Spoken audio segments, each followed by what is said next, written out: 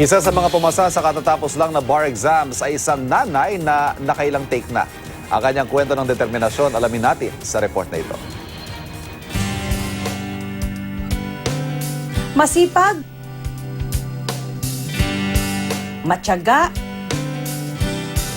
at mapag-aruga.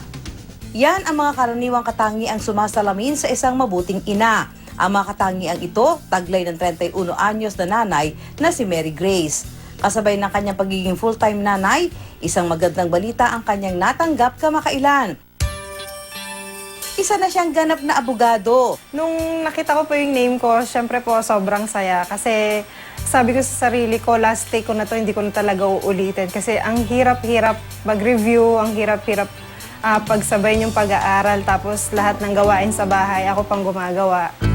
Hindi naging madali ang pinagdaanan ni Mary Grace bago makamit ang bunga ng kanyang paghihirap. Nakatatlong take siya ng bar exams bago siya tuluyang nakapasa. At syempre, hindi biro ang pagsabayin ang pagre-review at pagtutok sa kanyang pamilya, lalo na sa kanyang dalawang maliliit pang anak. Minsan na nga raw nagtampo ang kanyang mga anak dahil sa pagkahati ng kanyang oras.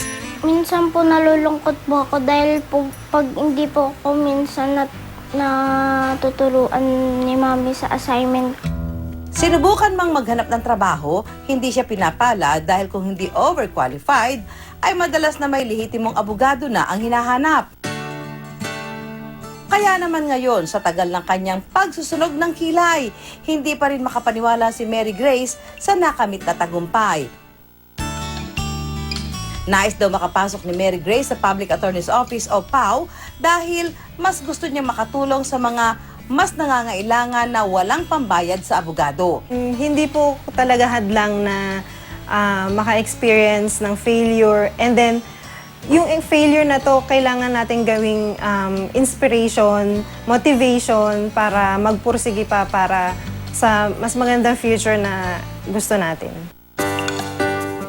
Isa si Mary Grace sa mga ilaw ng tahanan na napagsasabay ang karera at pag-aalaga sa sariling pamilya. Kaya isang pagsaludo sa mga super nanay.